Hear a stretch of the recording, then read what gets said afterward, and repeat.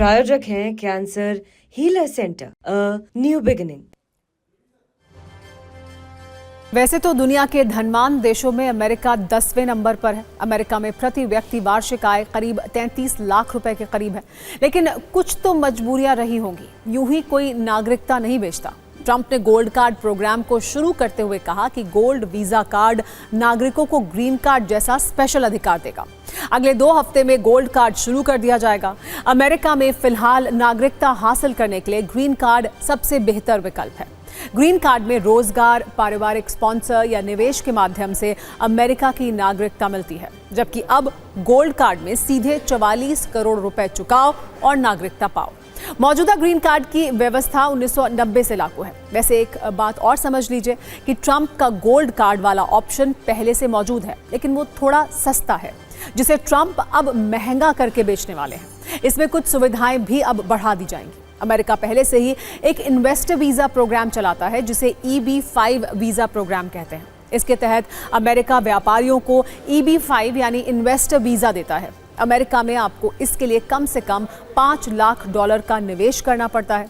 America एक वर्ष में 10,000 EB-5 वीजा जारी करता है, लेकिन हर एक वीजा के लिए कम से कम 23,000 अर्जियां आती हैं। यानी अमेरिका के लिए वीजा की मारामारी है। शायद इसी अवसर को देखते हुए ट्रंप ने $50 लाख वाला गोल्ड कार्ड लॉन्च कर दिया है। अब सवाल यह है कि भारतीयों पर इसका क्या असर पड़ेगा।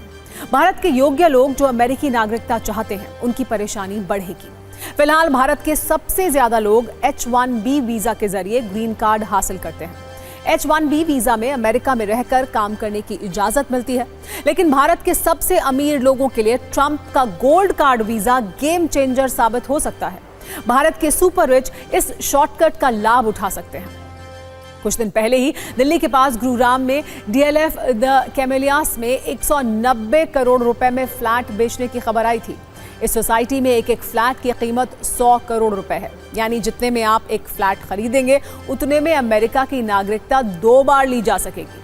वहां 50 करोड़ में अच्छा खासा बड़ा घर भी खरीदा जा सकता है। यानी बिजनेसमैन से राष्ट्रपति बने ट्रंप ने गोल्ड कार्ड की दुकान अमीरों के लिए खोली है।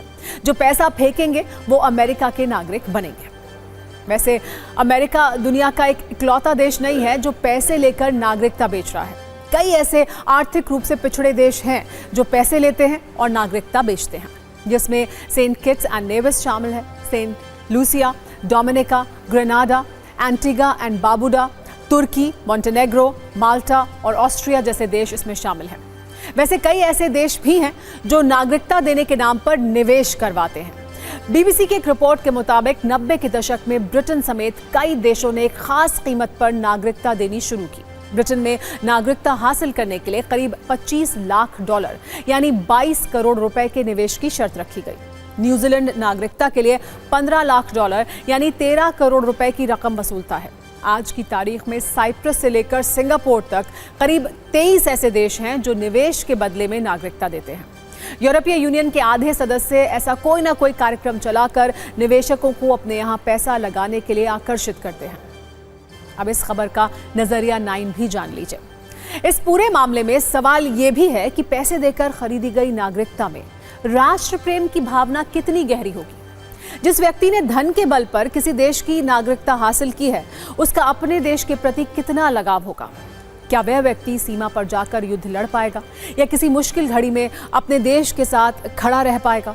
ऐसा लगता है कि ट्रंप 44 करोड़ रुपए लेकर अमीरों को एक प्रोडक्ट बेच रहे हैं, मानो उन्होंने नागरिकता की सेल लगा दी हो। लेकिन नागरिक होने की भी एक गरिमा होती है, एक मर्यादा होती है। नागरिकता बेचने का नहीं, महसूस करने का विषय है।